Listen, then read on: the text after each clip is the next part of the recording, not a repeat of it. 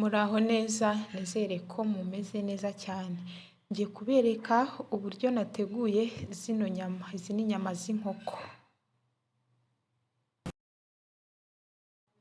Inyama namaze kuzitunganya, namaze kuzironga, murabona ko ni amaguru ndetse n'agatuza k'inkoko. Noneho ngiye kubereka ukuntu ngiye gutangira kuzitegura. Zose reka nzishyire muri iki gisorori, noneho hanyuma mbereke ibindi ngiye gukurikizaho. Noneho nimara kuzishyira muri iki gisorori ndahita nongeramo umunyu.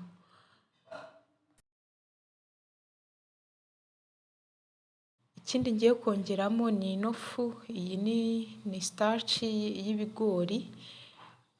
Udafite ino starch y'ibigori, corn starch, ushobora gukoresha starch y'ibirayi. Iyi ngiyi ntabwo ari ifarini, bitandukanye n'ifarini. Iyi rero ni byiza ko wajya uyikoresha mu maresete y'ibintu uba ugiye gutegura byo gushyira mu mavuta menshi, kubera ko ituma ibintu utetse mu mavuta menshi bitaza kunywa amavuta menshi ngo usangemo imbere byatwaye amavuta menshi, cyangwa se ubona amavuta yakamye cyane. Ikindi kandi nta nubwo amavuta yandura cyane. Nk'ubu ngubu iyo ugiye guteka inyama, yaba inyama z'inkoko, inyama z'inka cyangwa izindi zitandukanye, ugiye kuzibanza mu mavuta ugakoresha ino starch, biba bitandukanye n'uko wazibanza mu mavuta utayikoresheje. Ndaza kubaha link muri comment muze kureba uburyo nateguye inyama z'inkoko zimeze gutya nakoresheje ino starch. Murasanga ahari itandukaniro. Rero namwe nimuzajya mubona ino starch mujye muyikoresha, ni nziza cyane, irafasha cyane.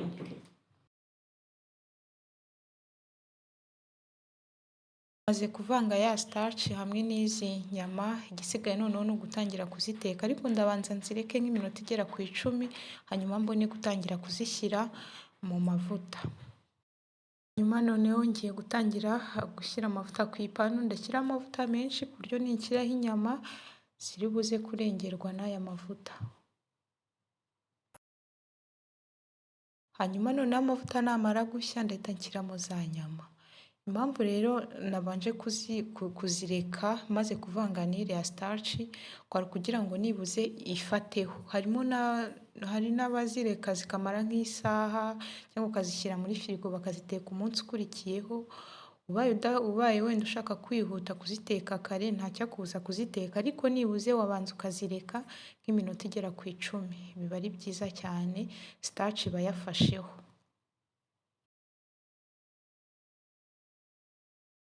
Aha ngaha rero ntabwo bigora kuzihindura, biba byoroshye, ntabwo zifata munsi cyane ngo ubone ngo zitinzeho. Iyo utakoresheje starch, iyo ukimara kuzishyira mu mavuta ubona hari ibintu by'ibifuro bizamutse, ukabona bibaye nk'amazi, bikaza kurekera nyuma, amavuta akaza kwireka nyuma. Ariko aha ngaha ntabwo ariko bigenda. Aha ngaha processus irihuta cyane ndetse zinashya vuba cyane. Urabona ko kuzegura ntabwo ari ibintu bigoye cyane, ni ibintu byoroshye, ntabwo zifatamo munsi. Ntabwo zifata ngo wumve ngo zafashe ku buryo ujya kuzegura ukumva ko zafashemo munsi. Aha ngaha rero urabona ko zimaze no kwegerana, ndahita nongeraho iyindi ku ruhande. Ndagenda nziteka gutya zose.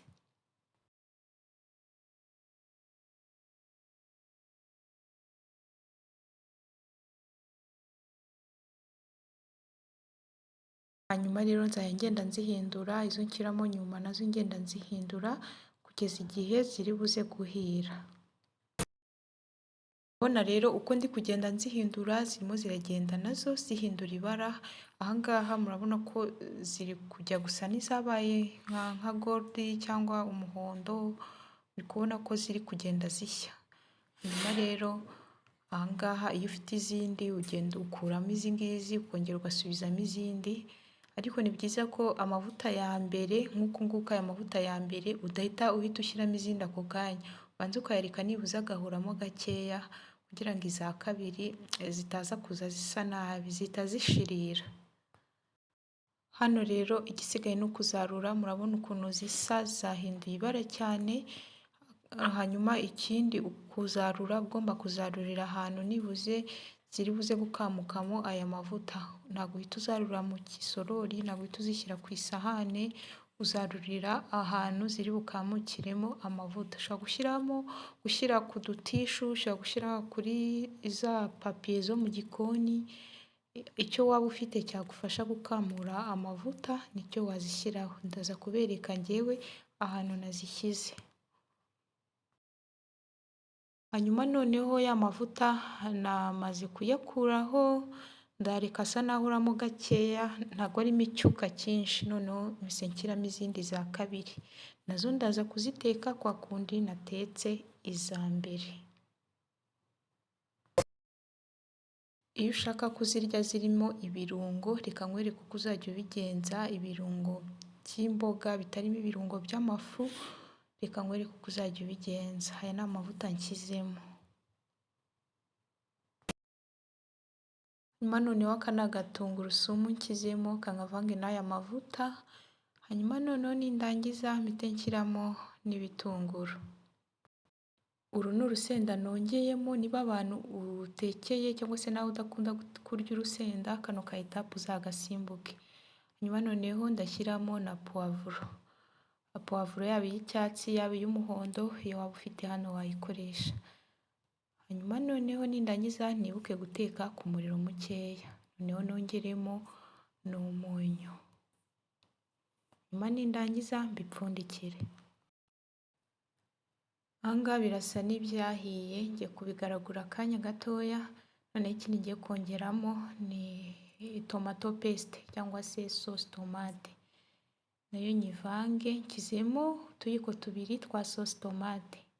Mbibutse ko aha ngaha uteka ku muriro mukeya. Niba ufite soy sauce hano uzayishyiremo utuyiko tubiri, yaba dark cyangwa yaba light soy sauce. Hano zose zakora nta kibazo.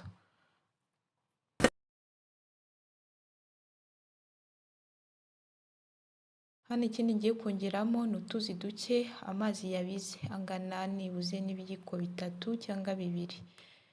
Ni ukugira ngo mvange n'ino soy sauce na ya salisa, ubone ko bifite agasosi gake. Tugaruke kuri za nyama, za zindi za nyuma twashyizemo zahiye, nazo ngiye kuzarura. Hanyuma noneho murabona akantu nazishyizeho, aka ni agatishu, ntabwo ari agatambaro. Aka ngaka nako gakamuramo neza amavuta. Amavuta yinjiramo imbere muri aka gatishu, akagenda akamuka muri izi nyama, amavuta yose agashira. Muri kureba izi za mbere zumutse cyane, nta mavuta ariho. Iyo ushaka kuzifata gutya cyangwa se abo waziteguriye bazikunda zimeze gutya, nta kibazo nuko wazitanga cyangwa nuko wazirya. Ushaka kuzifata ziriho ibirungo, wahita ushyiraho ka karungo tumaze gukora. Kankwereke uko uzajya ugashyiraho. Hanyuma noneho ngiye gufata za nyama zose nzisuke muri iki gisorori. Izi zose nzishyiremo muri iki gisorori, mbariho nsigira cya kirungo. Hanyuma nindangiza ndahita mfata bya birungo nakoze by'imboga mpite mbisuka hejuru, uku nguku ndi kubigenza. Hanyuma nindangiza ndabisimbiza, ndagenda nsimbiza.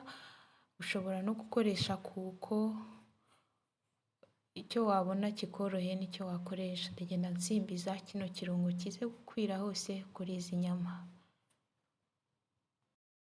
Nguku rero uko nateguye za nyama, ndizera ko mwabibonye neza kandi mwakurikiye, kandi ndizera ko mwabikunze. Mwibuke gukora share, gukanda like ndetse no gukora subscribe ku bantu bashyashya. Bye bye, naho utaha.